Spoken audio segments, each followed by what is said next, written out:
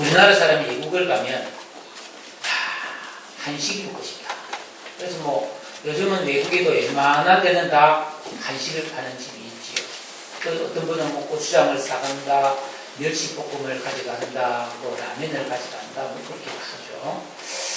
여러분, 한국인의 밥상은 참 다채롭지 않습니까? 밥이 있고, 국이 있고, 김치 당연히 있고, 반찬을 해먹는데 졸여 먹고, 무쳐 먹고, 구워 먹고, 쪄 먹고, 볶아 먹고, 절여 먹고, 삶아 먹고, 데쳐 먹고, 다양하게 음식을 해 먹습니다. 근데 이런 음식을 할 때 반드시 있어야 되는 식재료가 양념입니다. 양념. 이 양념은 굉장히 역할이 다양합니다. 음식의 맛을 내는 거죠. 당연히 처음에는. 그 다음에 색과 향을 더하는 중요한 역할을 가지는데, 그보다 더 중요한 이 양념의 역할은 음식물의 흡수와 소화를 돕고 우리 몸의 생리 기능을 촉진하는 굉장히 중요한 역할을 한다고 해요. 그래서 이 양념의 본래 의미는 약자를 쓰고 생강염자를 써서 약이라고 생각하고 먹는 것이다. 이 양념이에요. 그래서 우리나라에서 쓰는 대표적인 양념은 간장, 된장, 고추장, 식초입니다. 근데 이 양념들의 공통점이 있는데 그것은 다 발효식품입니다. 여러분, 제가 뭐 문의 아니지만은 글을 보고 소개하는 거니까 이해를 하십시오. 저는 어릴 때 가을이 되면 뭐 메주콩을 막 몇 자루를 삶아가지고 막 한쪽에서 절구해서 찍고 말이죠. 그러면 다 메주를 만들고 우리는 또 그거 가지고 장난친다고 뭐 돼지 모양도 만들고 막 그랬던 기억이 나요. 그리고 뭐 메주를 다 네모짜리로 만들어서 그게 걸어 놓으면 이게 메주가 썩잖아요.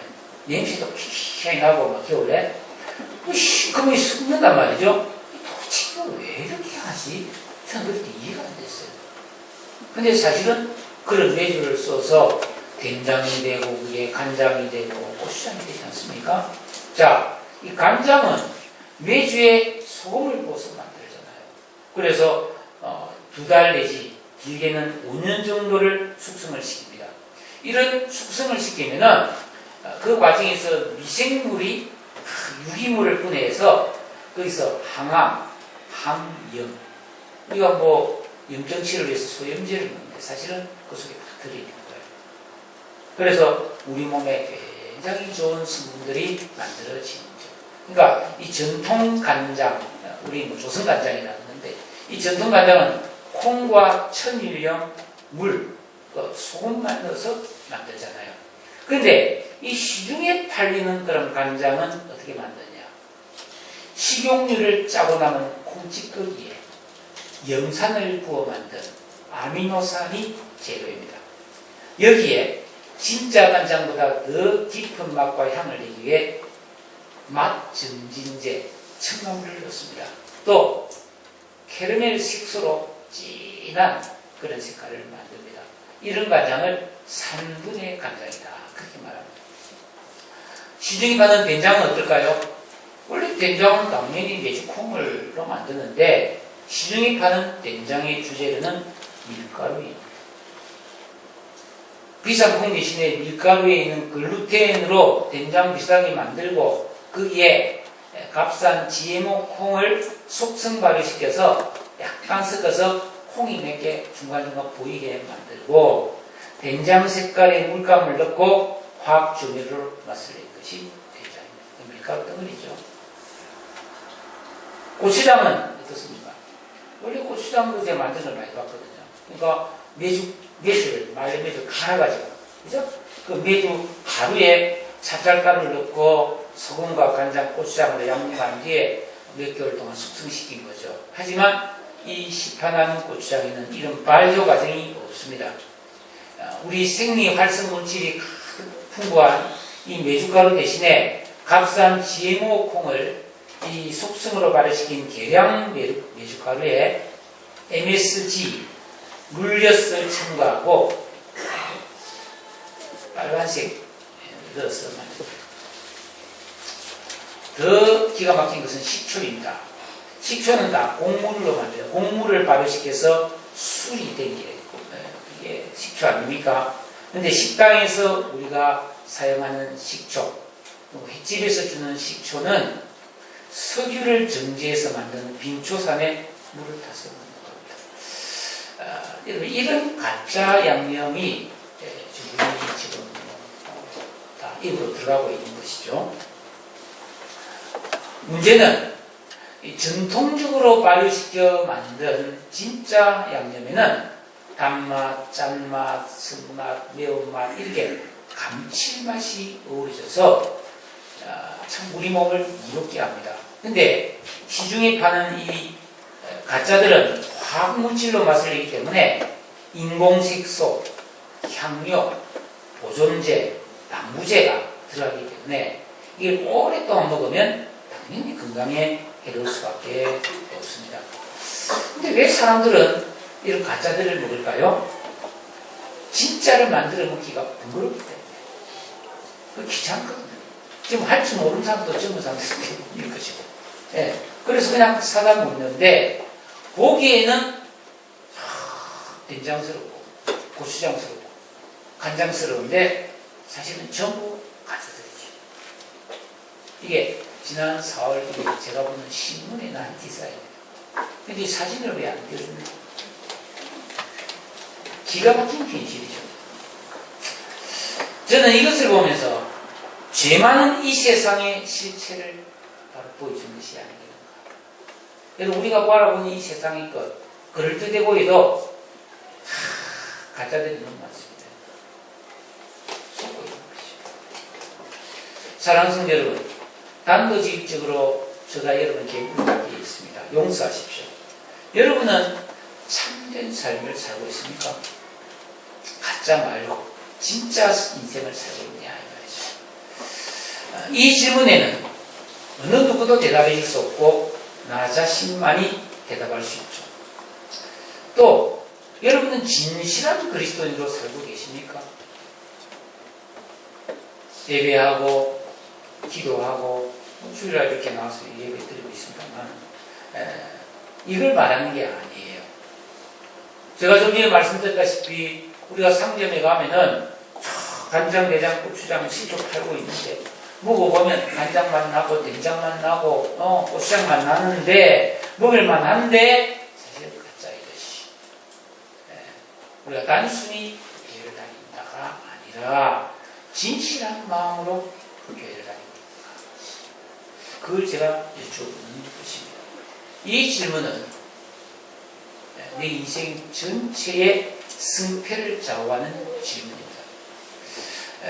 우리 신앙, 영혼, 삶, 이 세상뿐 아니라 죽음 이후의 영원한 삶에 너무너무 중요한 질문을 여러분에게 던집니다. 저는 오늘 이 모든 것을 다 다룰 수 없기 때문에 신앙생활에서 가장 중요한 것 한 가지를 우선적인 것 하나를 말씀드리고 싶은데 그것은 바로 기도입니다. 여러분들은 진실로 기도하는 시간이 있습니까? 어떤 책을 읽다 보니까 이런 내용이 나왔습니다. 글을 몰라도 예수 잘 믿을 수 있어요. 성경을 읽을 수 없는 까막눈이라도 믿음 생활을 잘 할 수 있습니다. 진짜 믿음. 생각해보세요. 공산 지하에서 북한 지하교회에서 예배 못 드리고 목사가 없으니까 설교를 못 들어도 그들은 진실한 신앙생활을 합니다. 하지만 기도 없는 신앙생활은 없습니다. 그러니까 기도야말로 그리스도인이 해야 되는 최소한의 가장 중요한 핵심적인 신앙의 증거라는 겁니다. 왜 우리는 기도해야 되는가? 우리가 거듭나고 구원받은 성도라면은 내 자신이 얼마나 부족하고 나약한지를 알기 때문에 하나님의 그 은혜를 그분의 긍휼과 자비를 구하지 않으면 살 수 없음을 알기 때문에 오늘 성가대 제안도에서 참 그런 의미에서 너무 좋은 내용의 찬양입니다. 성경에는 기도의 위력을 보여주는 놀라운 말씀들이 많습니다. 사람이 살다가 아무리 힘들고 어려운 일을 만났을지라도 기도해서 안 되는 일은 하나도 없습니다. 물이든지 불이든지 바다 한가운데서도 기도는 능력을 발휘했습니다. 홍해 바다가 갈라지고 반석에서 물이 나오고 엘리야가 기도하니까 하늘에서 불이 떨어지고 아브라함의 기도를 통해서 롯은 불구덩이 속에서도 살아났습니다. 병든 사람이 나왔습니다. 죽은 자가 살아났습니다. 믿음이 있다면 우리는 기도해야 되고 기도에 힘쓰는 성도는 반드시 하나님의 은혜와 능력을 힘입고 승리하게 되는 것을 믿으시기 바랍니다. 예수를 믿고 구원을 받아서 같은 시대에 이 같은 교회에서 우리가 신앙생활을 한다 할지라도 진실한 마음으로 개인적으로 기도를 꾸준히 하는 성도와 기도하는 일이 전혀 관심이 없는 사람은 흘러가는 세월 속에서 전혀 다른 모습으로 변해갑니다. 저는 외모도 달라진다고 생각합니다. 한번 생각해 보십시오. 기도한다는 것은 내가 하나님과 대면하는 시간입니다. 내 모든 것을 다 내려놓고 하나님께 내 자신을 맡기는 시간이거든요. 당연히 성령의 임재와 역사가 일어납니다. 이런 시간들을 통해서 하루 이틀, 일주일, 이주일, 한 달, 두 달, 1년이, 2년, 3년이 세월이 흘러가면서 기도 속에서 내 생각이 바뀌고 내 마음이 바뀌고 내 신앙이 성장하고 나라는 존재가 변화되는 것을 믿습니다.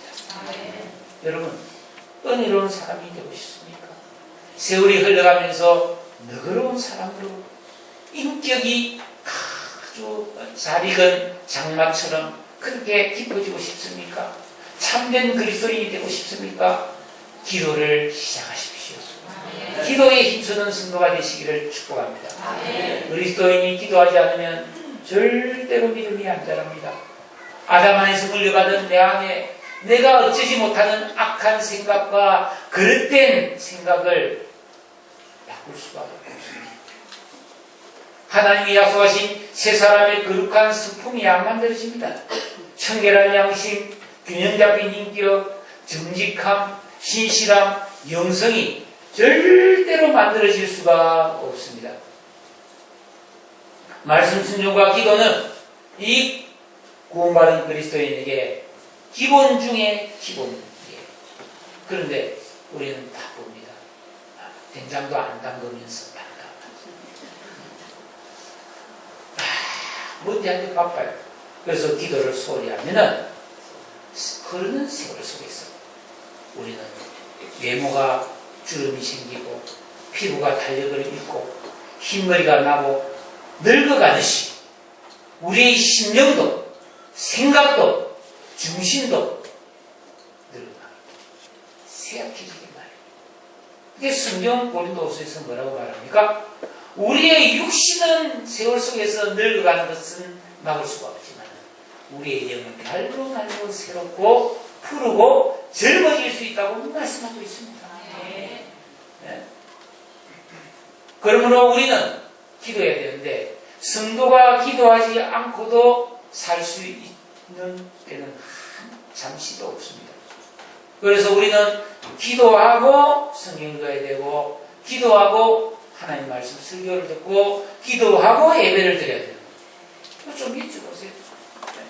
기도하고 결혼하고 기도하고 여행가고 기도하고 이사가고 기도하고 친구 사귀고 기도하고 하루를 시작하고 기도하고 하루를 마치고 잠자리 들어야 돼요. 그렇지만 많은 사람들이 기도 없이 살도 살고 기도 없이 결정하고 기도한다고 해도 근성으로 확 해치웁니다. 그 결과 세월이 흘러도 영적으로 차지 않고 무슨 일을 만나면 요동하고 두둥지둥하고 두려워하게 되는 거죠. 여러분 성경에 보면 그 소돔과 고모라에서 방황했던 롯이 있습니다. 하나님이 어마어마한 힘을 주셨지만은 그 힘을 주체하지 못하고 갈피를 잡지 못하고 방황했던 삼손을 기억해보십시오. 네? 선교하면서 그 바울과 바나바와 함께 선교를 가다가 도중에 도망가 버린 나가와 대마를 기억해보십시오. 이 기도하지 않으면 이런 치명적인 인생의 실수를 할 수밖에 없다는 것입니다. 여러분, 우리가 이 세상을 보면은 좋은 것들이 참 많아 보입니다. 어쩌다가 뭐 백화점 같은 데나 마트 같은 데 가보면 특별히 좋은 것도 많고 맛있는 것도 많지. 네? 뭐 텔레비전에 보면은 뭐 홈쇼핑에서 안 사면 안 될 것 같은 마음을 주는 좋은 물건들이 너무 많지만은 영적인 그런 영안을 가지고 보면은 험한 것들로 같이 마치 그 된장간장 고추장이 그 상표 보면은 막 태양초 만들었다 이러면서 막 색깔도 막 달라고 막 된장은 달라고 말이죠. 근데 그 가짜들이란 말이죠. 여러분, 이 세상에 있는 것들이 사실 다 것들. 명품. 그게 뭐 얼마나 가겠습니까? 그게 우리를 얼마나 뭐 기쁘게 해주겠습니까? 여러분, 이 세상에는 끊임없이 죄악의 파도가 슬픔과 고난이라는 것을 우리에게 가져다 줍니다. 저는 지금까지 살아오면서 슬픔이나 걱정과 근심 없이 오래오래 잘 지내는 사람을 본 적이 없습니다. 우리의 몸, 내가 가진 소유, 가족, 자녀, 친구, 이웃, 직업, 손자, 손녀, 좋은 것이요. 근데 다 이런 것들이 염려와 슬픔의 원인이 됩니다. 왜냐하면 인간은 질병, 죽음, 상실, 낙심, 이별, 사고, 불행, 갈등 이런 것들이 항상 일어나기 때문입니다. 더 많이 가질수록 힘들고 더 많이 사랑할수록 우리는 더 많이 울어야 합니다. 이게 인생입니다. 이게 인생이 뭔지 항상 즐겁고 막 기쁘다. 가짜예요, 가짜. 하나님께서 말씀하신 이 신구약 성경 말씀은 우리는 이 세상에서 이런 희노애락을 느끼면서 또 더 심하게 말하면 희노애락의 오욕 이런 것들을 실정들을 느끼면서 살아갈 때 기쁠 때나 슬플 때나 모든 것을 기도로 아뢰어라. 네, 그런 말씀을 하고 있어요. 그래서 성경 시편 50편 15절에 보니까 환난 날에 나를 부르라. 내가 너를 건지리니 내가 나를 영화롭게 하리라. 시편 55편에 보면 너의 짐을 여호와께 맡기라. 그가 너를 붙드시고 의인의 교동함을 영원히 허락하지 아니하시리라. 우리가 잘 아는 빌립보서 4장 6절 7절에 보면 아무것도 염려하지 마라. 염려할 게 있어요. 하나님도 알아요.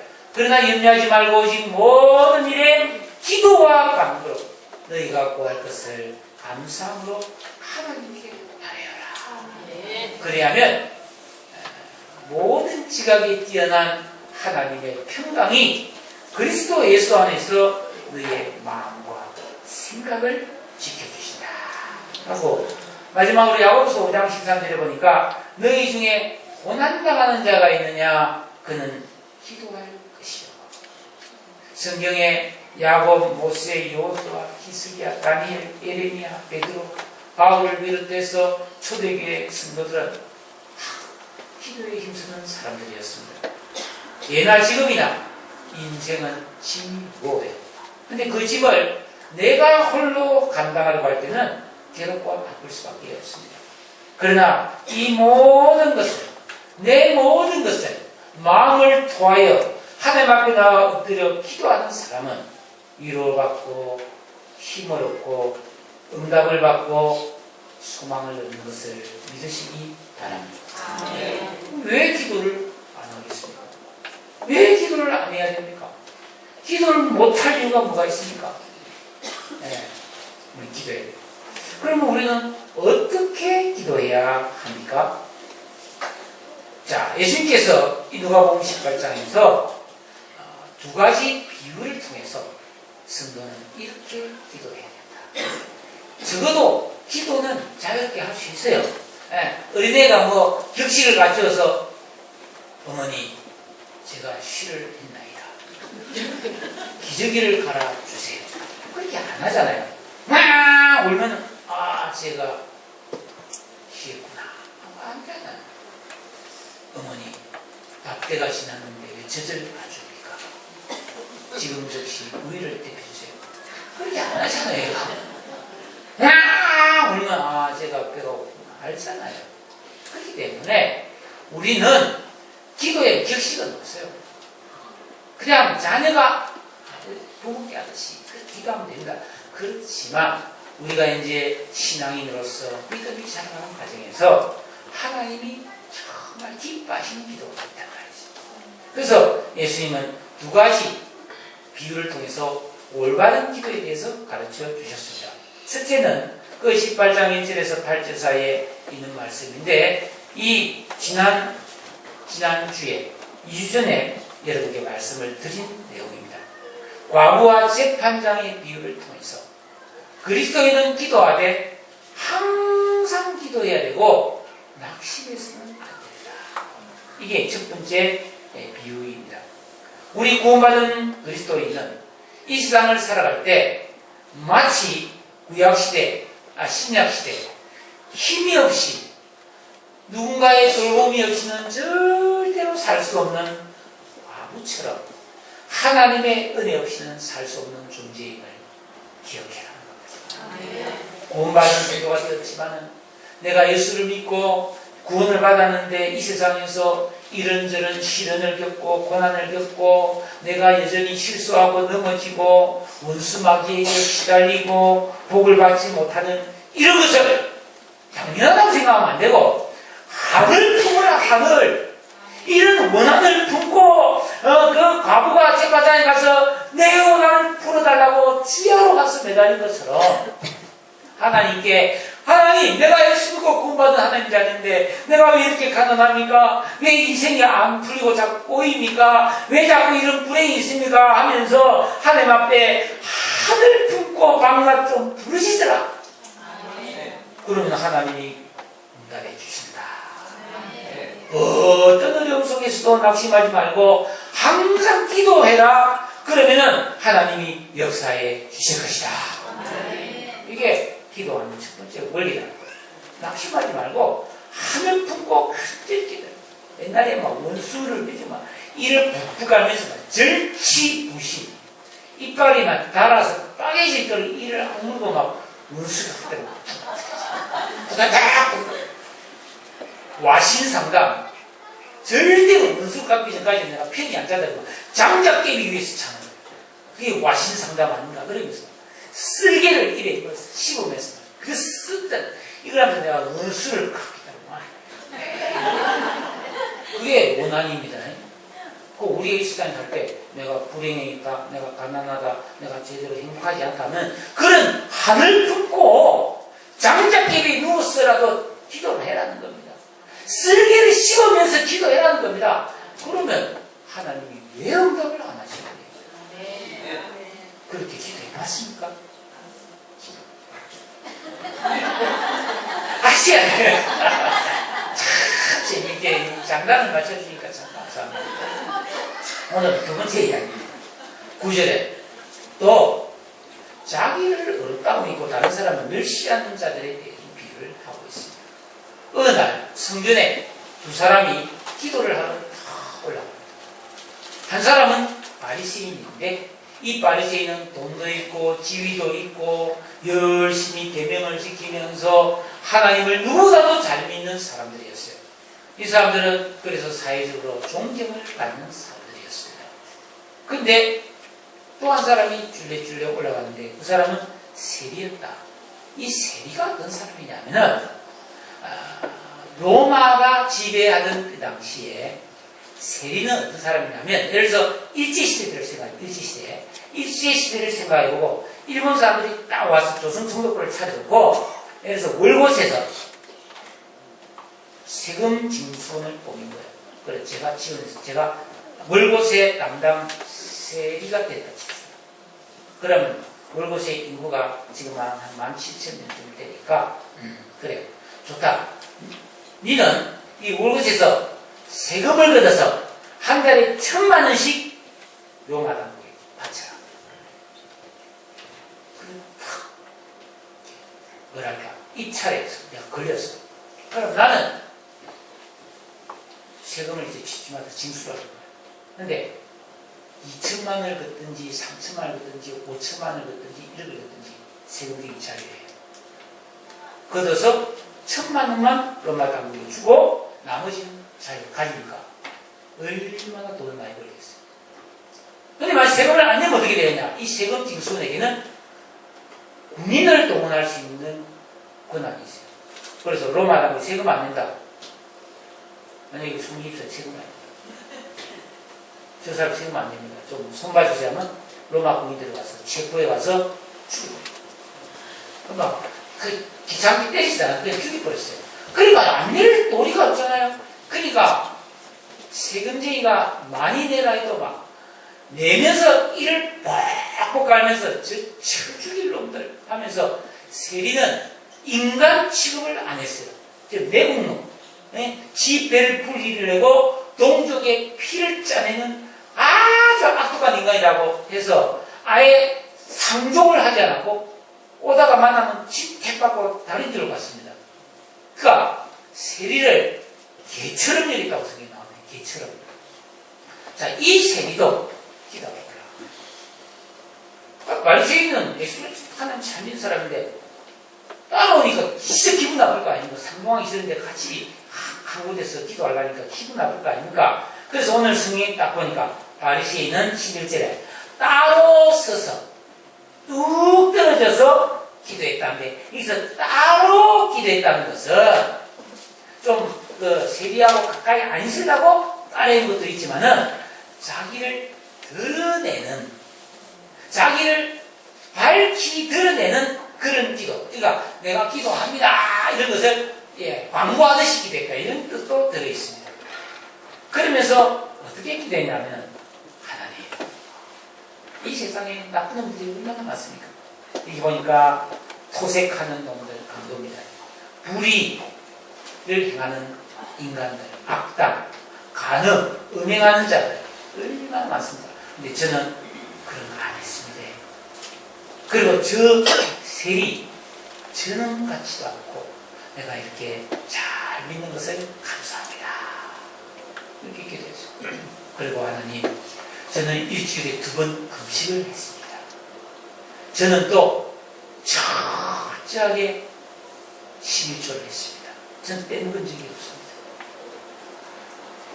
하면서 이 세상에 온갖 못된 사람과 자기를 비교하면서 자신이 괜찮은 사람이라는 것을 하나님 앞에 감사했어요. 자기가 계명을 지키고 하여야 될 신자의 도리를 다하는 것을 자랑하듯이 그렇게 기도했습니다. 이 바리새인의 기도는 한마디로 말해서 내가 지금 잘 믿고 있고 잘 살고 있고 올바르게 신앙생활하고 있는 것에 대해서 감사하는 기도를 했습니다. 기도치고는 좀 이상하지 않습니까? 여러분 무엇이 문제입니까? 여러분 이게 심각합니다. 이거 제가 요 바리새인의 기도가 시중에 나와 있는 비싼 된장간장이에요. 그럴듯한데 가짜다 이 말이에요. 번질한데 가짜란 말이에요. 이건 신앙이 아니에요. 이건 기도도 아니에요. 왜냐하면은 우리가 예수 믿고 구원받은 성도로서 하나님 말씀을 지키고 진실로 기도를 한다면 우리 안에 있는 악한 것이 점점 빠져나가고 이 예수를 닮은 새 사람의 청결한 양식이 조금씩 만들어져야 되는 거예요. 그러면 올바른 분별력이 탁 생기고 지혜와 명철이 내 안에서 착 생기면서 마음이 따뜻해지면서 환하게 밝아지기 시작합니다. 이게 신앙입니다. 그러면 하나님은 어떤 분이시구나 하는 걸 알게 되고, 동시에 내 자신이 얼마나 추하고 악한 죄인인지를 보게 돼요. 깨닫게 돼요. 그러니까 이런 죄인을 사랑해 주신 하나님 앞에 겸손해서 고개를 들 수 없어요. 이게 정상신앙이다. 근데 이 바리새인은 진정한 신앙생활을 안 한 거예요.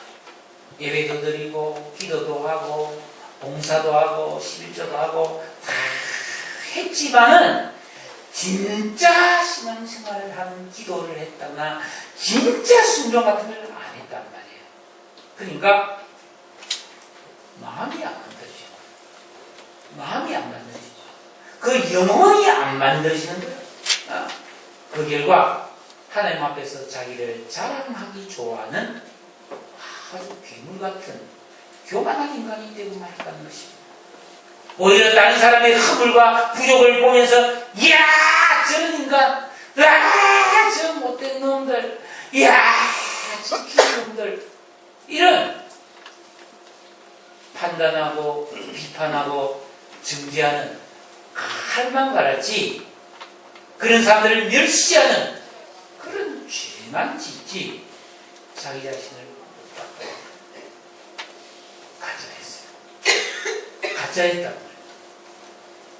그런데 세리 보십시오. 이 세리는 진짜 죄인이에요. 못된 인간들, 세금을 많이 뜯어서 치고하는 그런 죄인이에요. 근데 이 세리는 어떻게 했습니까? 자, 13절 같이 읽어보도록 합시다. 세리의 기도입니다. 시작. 세리는 머리에 서서 감히 눈을 들어 하늘을 쳐다보지 못하고 다만 가슴을 치며 하나님이여 불쌍히 여기소서 나는 죄인이 되리라 하느니라. 이 세리는 죄인 맞아요. 그런데 자기가 얼마나 그 죄인인지를 절감하면서 살아요.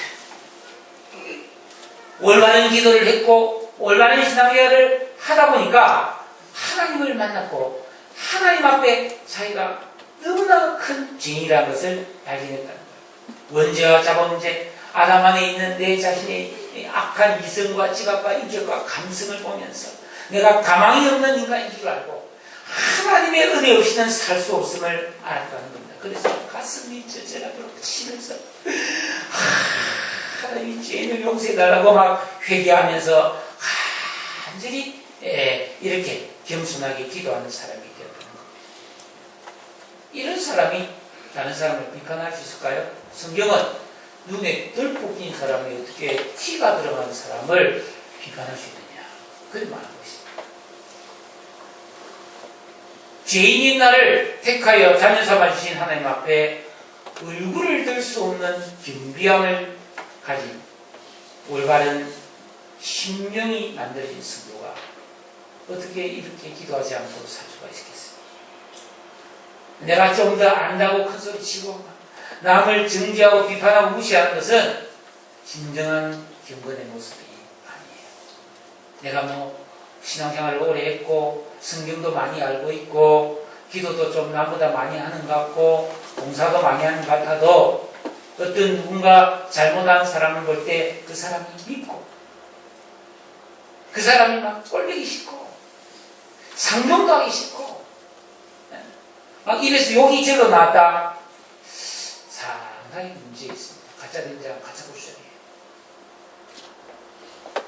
성도는 순종과 회개와 기도를 통해서만 변하죠. 영적 성장이 가능해집니다. 흐르는 세월 속에서 진정한 신앙인으로 익어가는 것이죠.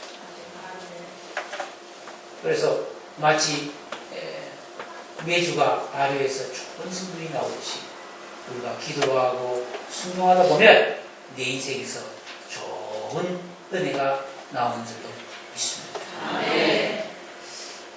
자, 14절 들고 예수님이 뭐라고 말씀하셨어요? 내가 너희에게 이르노니 이에 저 바리새인이 아니고 이 세리가 어렵다 하심을 받고 그의 집으로 내려갔느니라.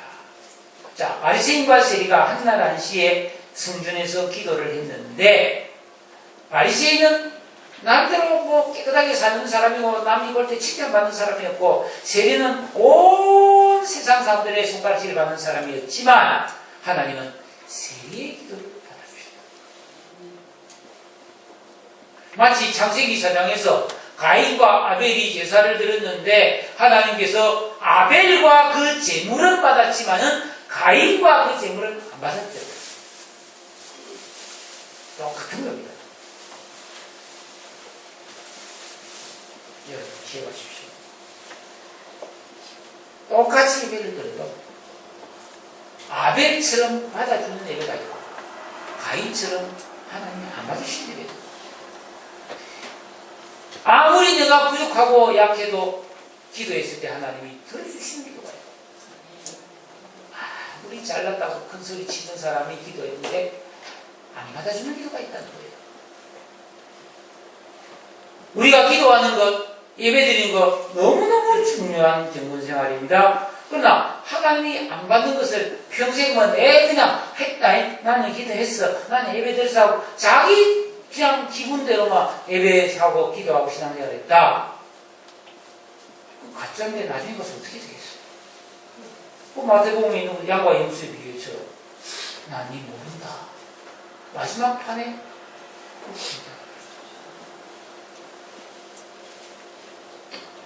참 두려운 일입니다. 여러분, 내 인생이 평생에 가짜로 살았다. 이게 얼마나 기가 막힌 일이에요? 안 그렇습니까? 그러므로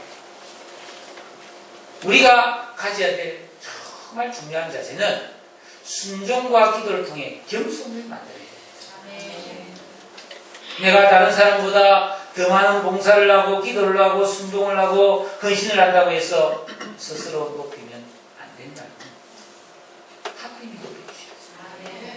혹시 내가 다른 사람보다 봉사하기도 순종 헌신을 전혀 안 하면서 열심히 하는 사람을 시기 질투해서는 안 된다는 것입니다. 내 마음대로 다른 사람을 판단, 비방, 무시, 욕하는 그런 재판관이 되지 마라. 선악을 분별할 분은 하나님입니다. 그러니까 세 사람의 그런 이성과 지각이 만들어졌을 때 분별해야지. 그게 안 만들어졌을 때는 분별하면 안 된다. 내 눈에 들보를 뽑아내고 난 다음에 남의 눈에 티를 빼주라 이 말이죠. 그전에는 다른 사람의 허물을 덮어주고 자기 자신의 죄를 아파하며 기도하는 그런 겸손한 성도의 기도를 하나님이 들어주신다. 높여주신다. 복을 주신다. 할렐루야. 그래서 마지막 결론은 무릇 자기를 높이는 자는 낮아지고 자기를 낮추는 자는 높아진다. 그래. 자, 성도 여러분, 이제 저를 보십시오. 오늘 이 비유를 내게 적용한다면 나는 바리새인입니까? 세리입니까? 사람들이 봐줄 때는 꽤 괜찮은 사람이 바리새인입니다. 근데 가짜였어요. 세리는 누가 봐도 죄인이에요. 욕먹어도 싼 사람이었어요. 사실입니다. 그런데 올바른 신앙으로 자라가고 있는 사람이었어요. 이 세상 내가 볼 때는 정말 제가 이 믿음의 시각으로 세상을 보려고 자꾸 하거든요. 그래서 제가 이번 강원도 산불 보면서 야, 인생의 불나면 누가 꺼주면 소방차 막 헬기가 막 물 가지고 저게 불 꺼주는데 내 인생이 불나면 하나님밖에 꺼줄 분이 없는데 야, 진짜 하나님 앞에 내가 잘 믿어야 되겠다 이 생각을 했어요. 저는. 자, 우리나라가 치킨 공화국이잖아요. 얼마나 치킨이 많아요. 뭐 별별 치킨이 다 있어요. 얼마 전에 우리 집 앞에 막 치칵 그래서 취소 하는데 너 같이 닭집이 별별 생각들이 다 생겼어요. 그런데 여러분 아십니까? 우리가 먹는 이 치킨들은 알에서 보아에 대해서 한 번도 뛰어보지 않는다. 알에서 보아지만 뿅아지가 많은 상자 속에 넣어서 그래서 그 자리 자라서 그 자리에서 속수무룩 키워가지고 그냥 잡아먹잖아요. 한 번도 꽉 이래본 적이 없는 닭들이 있다. 뭐 소고기는 어떨까요? 태어나서 한 번도 풀을 뜯어보지 못하는 소고기예요. 좀 살만합니다. 계란은 무정란. 그죠? 식용유 이런 건 다 99%가 전부 다 GMO 콩으로 만든 거죠. 예, 유전자 조작이에요. 하나님이 창조하신 걸 말고 인간이 실험실에서 만들어내 대량 생산하는 콩들이에요. 가짜 콩들이죠. 그런 거로 다 뭐 만들어서 보기 좋게 만들었어요. 예, 좀 더 심하게 말하면 비닐로 만든 가짜 순대. 그 치즈 쫙 이라는 걸 쭉 내리고 저거 공룡 치즈 아닙니까? 우리로 만든 거 아니에요. 이야, 이 세상에 가짜 있는 만사 알고 보면 슬픈 거야. 슬픈 거야. 하나님 뜻에서 너무너무 멀어져 가고 있는 거예요. 그래서 여러분, 제가 여러분에게 신앙은 예수 잘 믿는 건데 하나님 뜻대로 사는 것이 포함되잖아요. 그래서 여러분 가능하면 리얼한 음식을 좀 드세요. 맛있게 만들어진 거 말고 좀 맛이 없어도 곡물, 채소, 과일 뭐 이런 거 진짜 오리지널 그걸 좀 먹자 이 말이지. 저는 우리 교회가 뭐 좀 야상 같은 게 하나 있고 이러면 막 거기다가 이런 아버지 우리 성도들 다 가서 막 매주로 막 콩수가 매주 담아서 된장고 시장 담아가지고 말이야 저거 가지고 한 바가지씩 커주고 말이야. 교회 오면 막 청장 끓여가지고 막 아이고 냄새 좋다 이러면서 먹고 그래서 건강에 있습니다. 왜냐하면 사탄이 이 시대는 음식물로 공격합니다. 굉장히 중요합니다. 그래서 우리 일용할 양식을 기도해야 돼요. 육의 양식, 혼의 양식, 영의 양식을 가장 좋은 것으로 먹게 해달라고 기도하시기 바랍니다. 네? 겉모습만 성도가 아닌 진짜 리얼한 오리지널한 그런 참 성도가 되기를 힘쓰십시오. 그를 첫걸음이 개인적으로 참기도를 드리는 거예요. 여러분이 집에서 엎드려야 돼요. 골방에서 엎드려야 돼요. 진심으로 기도해야 돼요. 네? 그래서 나의 믿음이 내 안에서 은밀하게 숙성이 되고 자라가야 된단 말이죠. 그래서 세월이 더 지나고 보니까 이 사람이 좀 안 되네. 이야, 저 사람 갈수록 좋아지네. 이렇게 되어져가야 돼. 내가 생각해도 그런 사람이 되어져갈 때 하나님이 그런 사람을 높여주고 인정해주고 복주시고 사용하시고 할렐루야. 아멘.